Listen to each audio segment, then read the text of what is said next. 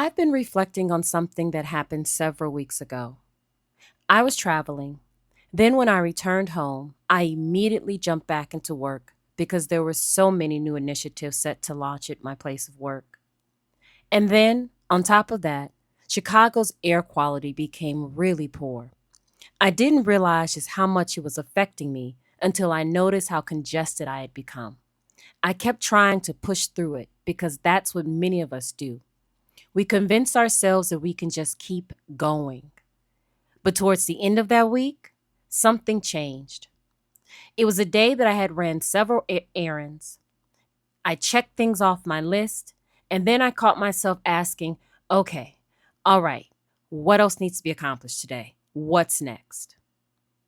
For a moment, I was ready to create another task for myself despite what I was feeling. But then I stopped and I said, no. I'm not going to go to another store. I'm not going to do another errand. I'm not going to find something else to accomplish. I'm going home. I'm going to rest. And that's exactly what I did. I took a nap. I woke up feeling different, not because all of my responsibilities disappeared, not because life suddenly became easy, and not because the power of no suddenly took away any.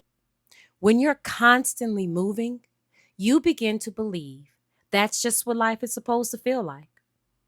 But I'm discovering something different. Rest. Rest doesn't just restore your energy, it restores your perspective. When we slow down, we begin to hear ourselves again. We remember what brings us joy. We remember what we're curious about. We remember the dreams we had before we became consumed with simply getting through the day. And maybe that's why boundaries matter so much.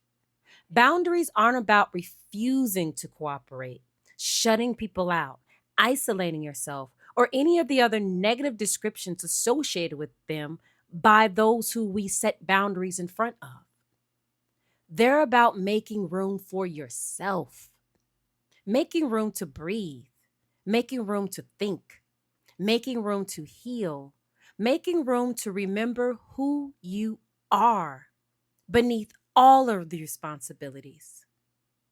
This experience reminded me that rest isn't something we earn after we've done enough. Sometimes rest is exactly what allows us to become our best self and to be who we are. So this week, I want to leave you with the question: what might return to your life if you finally gave yourself permission to pause? Maybe clarity, maybe creativity, maybe peace, maybe joy, or maybe, just maybe, you'll simply remember yourself again.